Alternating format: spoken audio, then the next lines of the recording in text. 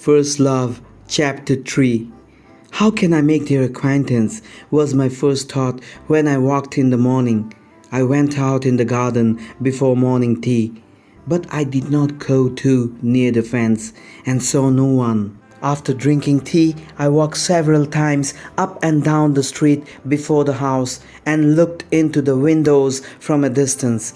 I fancied her face at a curtain and I hurried away in alarm.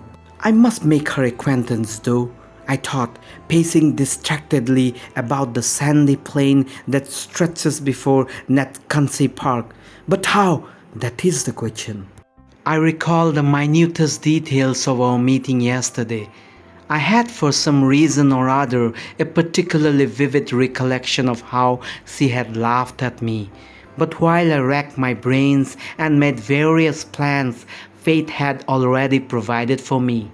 In my absence, my mother had received from her new neighbor a letter on grey paper, sealed with brown wax, such as is only used in notices from the post office or on the corks or bottle of cheap wine.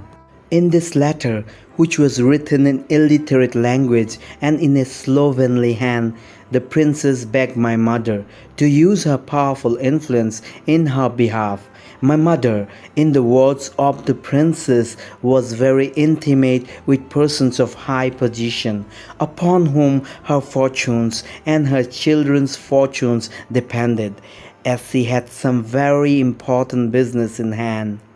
I address myself to you, she wrote, as one gentlewoman to another gentlewoman, and for that reason am glad to avail myself of the opportunity.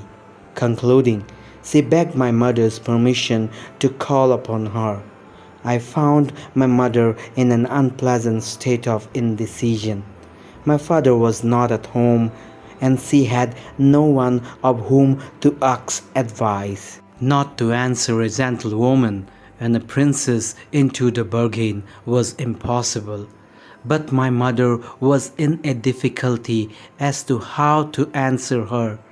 To write a note in French struck her as unsuitable, and Russian spelling was not a strong point with my mother herself, and she was aware of it, and did not care to expose herself. She was overjoyed when I made my appearance, and at once told me to go round to the princess's and to explain to her by word of mouth that my mother would always be glad to do Her Excellency any service within her powers, and begged her to come to see her at 1 o'clock. This unexpectedly rapid fulfillment of my secret desires both delighted and applauded me.